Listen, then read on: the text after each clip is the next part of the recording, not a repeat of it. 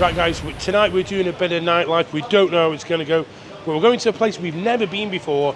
Apparently it's called Basig Lane. It is only apparently 600 metres from the hotel, which is obviously less than a kilometre, but we're still getting a tuk-tuk because it's blistering hot at the moment. This hotel, what we're staying in, we've got some footage of that. It is absolutely incredible and worth staying. The hotel itself is it was $56 a night. If the comes included with breakfast, worth $25 alone. So definitely worth it. Now let's go and check out the nightlife. I have no idea how it's going to go. Let's go.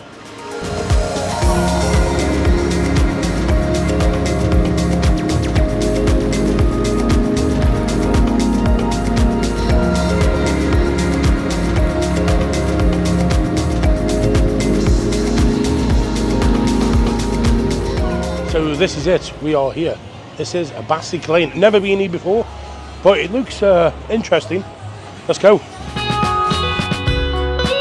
Basig Street is a mini walking street lined with cafes and trendy bars. There is everything here from karaoke to snooker. There are several live music bars and even a few nightclubs, although these seem to be catering for the younger crowd. The decor of the bars is suited to the Instagrammers, and there's a great selection of food ranging from pizza, Khmer style food and even kebabs. I wasn't sure of the price, but Martin seemed to be impressed. Walk down some of the hidden lanes and you'll discover even more original themed pubs and even a few rooftop places here and there. We settled for the Beer Garden restaurant located just at the east entrance and grabbed a traditional Khmer beef dish called Lok Lak, all washed down with a cool Cambodia beer.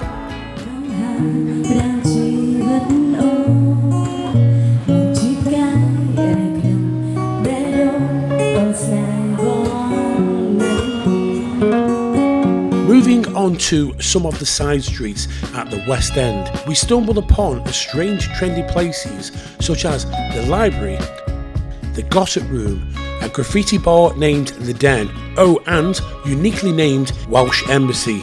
I'm sure we could smell broccoli amongst the cigar lounges, but we never saw a single cigar. At the end of this lane, we stumbled upon a traditional Khmer music bar, more akin to Speak Easy, as you'd miss this place if you didn't look twice.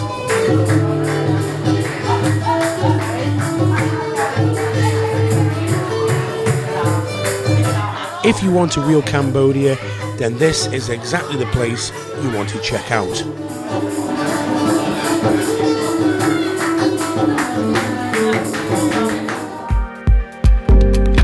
Moving along another lane, we find the Avery Hotel with its rooftop sky bar. Take the lift to the 10th floor and you'll find a pleasant, relaxed swimming pool terrace with great views of the area of Phnom Penh. With tourism being slow at the moment, we had the whole bar to ourselves. The drinks menu was limited, so I just grabbed myself a tiger beer. This really is a great place to chill, and the prices were nothing like that what you find in a Bangkok rooftop bar.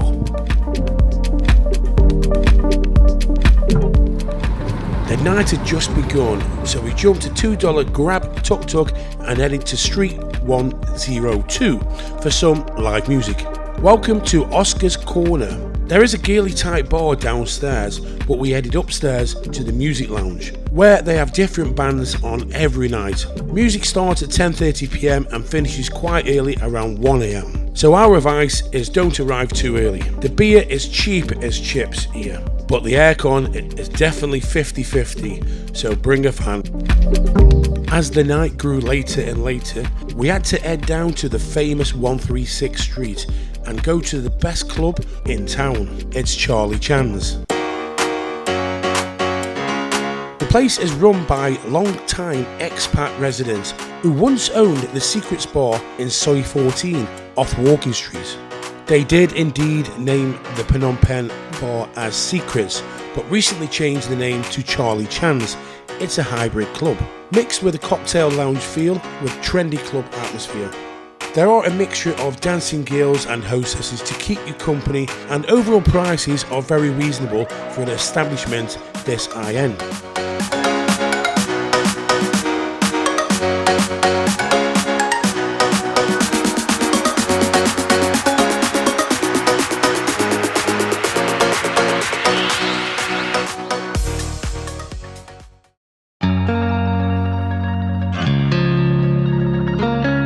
It's the morning after the night before.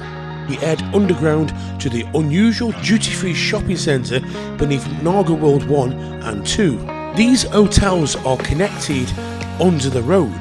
The whole centre is branded CDF, which stands for China Duty Free, so no points for guessing who this is aimed at.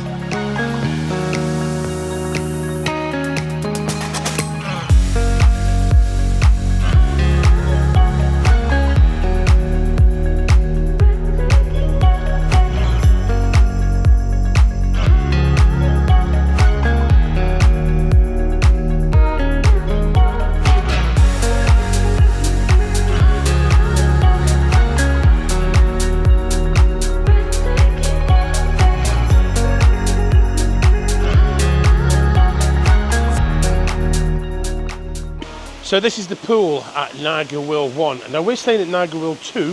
What I didn't realise, what you do is you go down the escalators and you go underneath the road and you go through this massive sort of very high-end tunnel of all these duty-free shops. I mean, you've got things like Armani, Ibishu. It's just so high-end.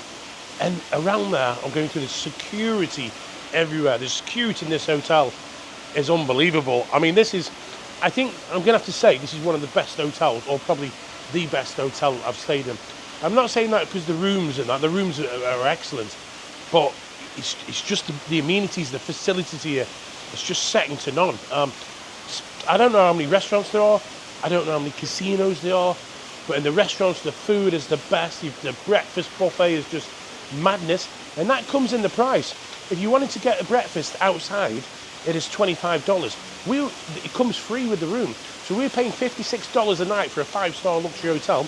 Within that, there's a $25 breakfast, which is absolutely everything from Chinese to English breakfast. It's incredible. It's insane.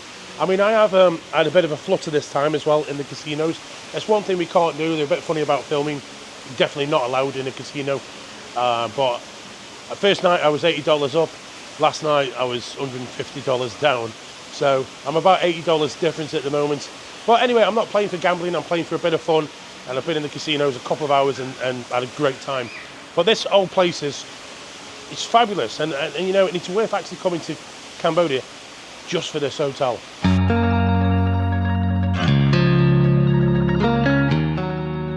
Speaking of the hotel, we haven't touched on the selection of restaurants they have.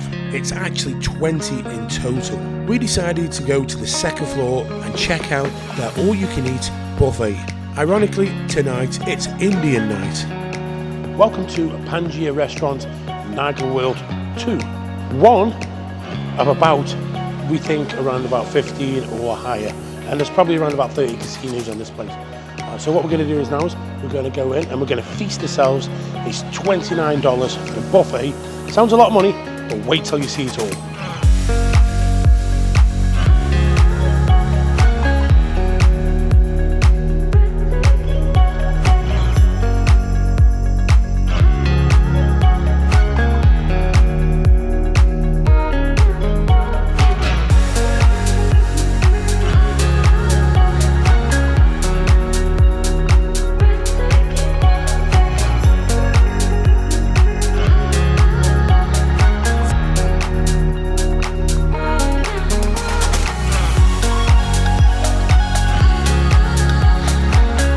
Naga World 1 and Naga World 2 are probably the best hotels I've ever stayed at. That's not because of the 5-star luxury, that is because of the amenities the hotel offers.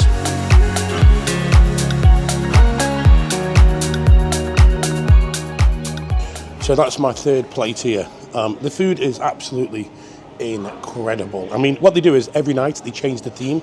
Tonight is Indian night, but even so, if you come for Indian night, there's still other things like you can We've got some steaks there. You can cook your steak. And the cost of this is $29 for eat as much as you want. Even the segment over here, the cakes, the amount of cakes, it's just unbelievable. But you've got many other things here as well. These are just sort of extra things you can have in the hotel. And I think at $29, you can't do this every night, to be honest with you, because it's a lot of food that you're going to be eating. I mean, there's just everything. And tonight, it's quiet tonight. I've been in here before and it's been quite busy. But this is where I come for the breakfast as well. This is probably one of 15 restaurants in this incredible hotel. Now, I've got this lamb curry and I'm going to enjoy it.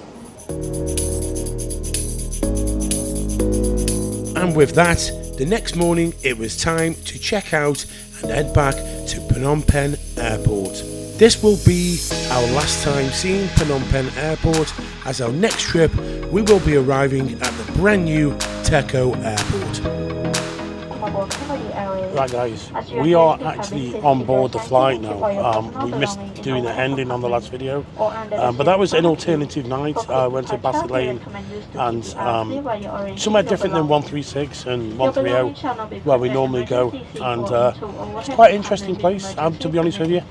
It was in the BK1 area of Phnom Penh, which is like the sort of nice area, and it did have a kind of sort of Camden feel to it, but I thought the actual Basset Lane itself was quite cramped. It was quite hot. Didn't find any bars with aircon apart from one that Martin found later on.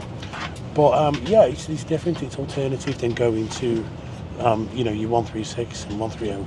So anyway guys, I think you've enjoyed this little Cambo trip, and I know there's a bit of a problem with Thailand and Cambodia at the moment, but it doesn't really affect us.